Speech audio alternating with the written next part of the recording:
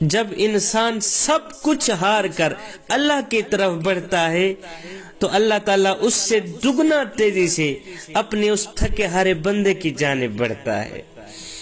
جب بندہ اللہ کی طرف بڑھنے کی کوشش کرتا ہے، جب بندہ یہ سوچتا ہے کہ بس میں اللہ کا بن جاؤں اور اللہ کو اپنا بنا لوں، جب بندہ اپنے کیے کارناموں پہ شرمسار ہو کر دنیا والوں سے تعلق توڑ کر رب سے تعلق جوڑنے کے لیے دنیا کے بادشاہوں کی چوکھٹ چھوڑ کر رب کی چوکھٹ پہ آ کر اپنا سر سجدے میں رکھتا ہے نا، اپنی آنکھوں سے آنسو بھی بہاتا ہے، ساتھ میں یہ بھی کہتا ہے او میرے کریم رب، بھوکا روٹی کی طرف نہ جائے تو اور کہاں جائے، او میرے کریم رب، پیاسا پانی کی طرف نہ جائے تو اور کہاں جائے، مولا بخشش کا بھوکا ہوں، تیری چوکھٹ پہ آیا ہوں، اگر تو بھی اپنے اس بندے کو معاف نہیں کرے گا تو اور کون کرے گا،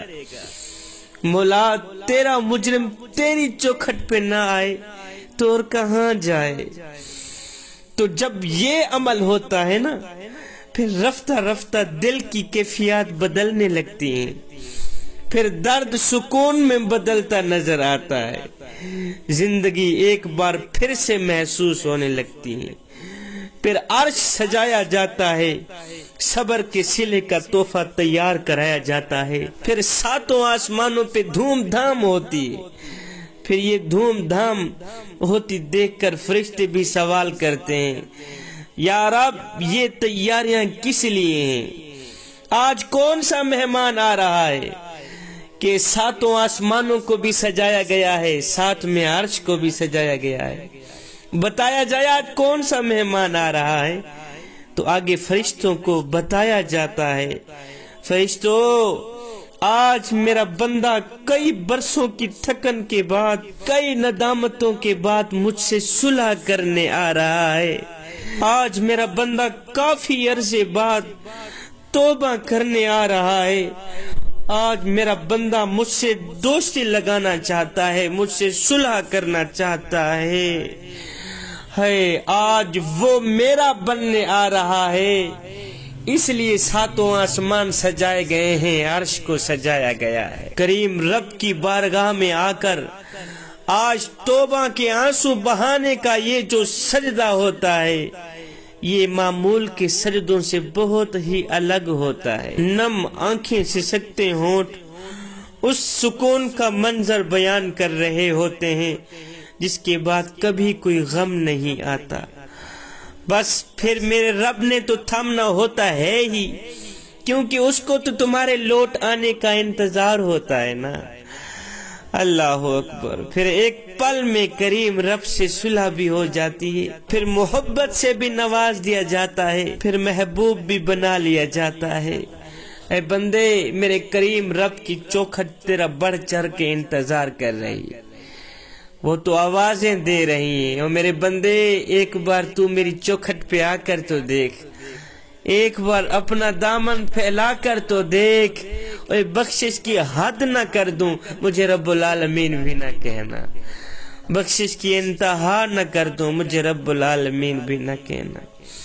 جوانو، رب کو پانے کی کوشش کرو، رب کو حاصل کرنے کی کوشش کرو، جب رب تمہارا ہو گیا تو پھر سب تمہارا ہو گیا۔ اپنے کریم رب سے تعلق جوڑ لو، رب سے محبت کر لو، رب سے عشق کر لو۔ جوانو، رب کے عشق میں ایک وہ مقام بھی آتا ہے کہ دعا تو رہی بڑی دور کی بات، انسان صرف سوچتا ہے اللہ پوری کر دیتا ہے۔ اللہ اکبر۔ مدینہ شریف میں ایک خوبصورت عورت رہا کرتی تھی، بڑی ہی حسین و جمیل، حسن کی ملکہ، لوگ اس کے حسن کی مثال دیا کرتے تھے۔ وہ مسجد نبوی میں نماز پڑھنے کے لیے جایا کرتی تھی، یہ حضرت عمر فاروق کا دور تھا، مسجد نبوی میں نماز پڑھنے کے لیے جایا کرتی تھی۔ پہلے مسجد نبوی میں مرد عورتیں اکٹھی نماز پڑھا کرتی تھیں، یہ تو بعد میں الگ الگ ہوئے۔ خیر، یہ خوبصورت حسن کی ملکہ مسجد نبوی میں نماز پڑھنے کے لیے جایا کرتی تھی۔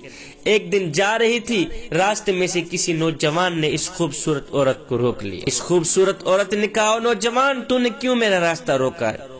کیوں راستہ روکنے کی کوشش کر رہا ہے؟ کیوں مجھے تنگ کرنے کی کوشش کر رہا ہے؟ کیا تکلیف ہے تجھے؟ اس نے کہا، مجھے کوئی خاص تکلیف نہیں ہے، بس راستہ روکنے کی وجہ یہ ہے کہ تیرا حسن مجھے بھا گیا ہے، تیری محبت میرے دل میں سما گئی ہے، میں تجھ سے عشق کر بیٹھا ہوں، تجھ سے محبت کر بیٹھا ہوں، لہذا تجھے تنگ کرنے کی وجہ یہ ہے کہ میں تجھے پانا چاہتا ہوں، میں تجھے حاصل کرنا چاہتا ہوں۔ اس خوبصورت حسن کی ملکہ نے کہا، او نوجوان، اوے تو مجھے حاصل کرنا چاہتا ہے؟ کہا ہاں میں تجھے پانا چاہتا ہوں۔ کہا یہ تو کوئی مشکل والی بات ہی نہیں، نوجوان تو مجھے حاصل کرنا چاہتا ہے نا، یہ تو کوئی مشکل والا کام ہی نہیں۔ کہا میری ایک شرط ہے، اے نوجوان، اگر تو مجھے حاصل کرنا چاہتا ہے تو پھر میری ایک شرط ہے، وہ شرط تو پوری کر، بس میں تیری ہو گئی۔ اس نوجوان نے کہا، جلدی بتاؤ کون سی شرط ہے؟ اس خوبصورت عورت نے کہا، میری کوئی لمبی چوڑی شرط نہیں ہے، بس شرط یہ ہے کہ اگر تو مجھے حاصل کرنا چاہتا ہے، مجھے پانا چاہتا ہے تو پھر سن، مجھے حاصل کرنے کے لیے 40 دن حضرت سیدنا عمر فاروق رضی اللہ تعالی عنہ کے پیچھے نماز پڑھنی پڑے گی۔ اللہ اکبر، اے بندے 40 دن عمر کے پیچھے نماز تو پڑھ، میں تیری ہو گئی۔ اس نے کہا یہ تو کام ہی آسان ہے۔ اس نوجوان نے فوراً ہی وضو کیا، چلا گیا مسجد نبوی میں۔ اب فجر ہے تو مسجد میں، ظہر عصر مغرب عشاء ہے تو مسجد میں۔ اس عورت کو پانے کے لیے اس نوجوان نے مسجد کے ساتھ دوستی لگا لی، مسجد کے ساتھ یاری لگا لی۔ وقت گزرتا گیا، دن گزرتے گئے، ادھر سے یہ نوجوان سیدنا عمر فاروق کے پیچھے نمازیں پڑھتا رہا، ادھر سے دل کا زنگ اترتا رہا۔ اللہ اکبر، ادھر سے یہ نوجوان سیدنا عمر فاروق کے پیچھے اللہ کو سجدے کرتا رہا، ادھر سے دل کی دنیا بدلتی رہی۔ جب 40 دن مکمل ہوئے، 40ویں دن یہ نوجوان اسی راستے پہ جا رہا تھا کہ وہی خوبصورت عورت راستے پہ کھڑی۔ اس خوبصورت عورت نے کہا، او نوجوان، تو نے میری شرط کا احترام کیا، میں نے شرط رکھی تھی کہ 40 دن عمر کے پیچھے نماز تو پڑھ، اس کے بعد میں تیری ہو گئی۔ اے نوجوان، میں تیرے سامنے کھڑی ہوں، جو کرنا ہے کر لے۔ مجھے پانے کے لیے، میرے جیسی حسین و جمیل عورت کو پانے کے لیے تو نے 40 دن عمر کے پیچھے نمازیں پڑھتا رہا، 40 دن اللہ اللہ کرتا رہا۔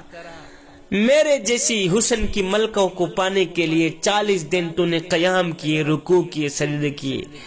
اے نوجوان، مجھے حاصل کرنے کے لیے تو نے اتنا کچھ کیا، تو نے میری شرط کا احترام کیا، میری شرط پہ پورا اترا۔ اب میں تیرے سامنے کھڑی ہوں، خود کو تیرے حوالے کرنا چاہتی ہوں، جو کرنا ہے کر لے، جو کرنا ہے کر لے۔ جب اس خوبصورت عورت نے کہا نا کہ اے نوجوان، جو کرنا ہے کر لے، تو اس نوجوان نے اپنا سر اٹھایا، اس خوبصورت عورت کو دیکھا، دیکھ کر کہنے لگا، اے حسن کی ملکہ، اب اپنے گھر کی طرف راہ لے، اب مجھے تیرے جیسی حسین و جمیل عورت کی ضرورت نہیں رہی، اس لیے کہ عمر نے میرے دل کا تعلق میرے رب سے جوڑ دیا ہے۔ اب یہ جو دل ہے نا، اس کا تعلق کریم رب سے جڑ گیا ہے، اب مجھے حسن کا بادشاہ مل گیا ہے، تو جہاں سے آئی ہے وہیں چلی جا۔ اب میرے دل کا تعلق جو ہے نا، وہ میرے کریم رب سے جڑ گیا ہے۔ اللہ اکبر، جوانو، رب کو پانے کی کوشش کرو، جب رب تمہارا ہو گیا تو پھر سب تمہارا ہو گیا۔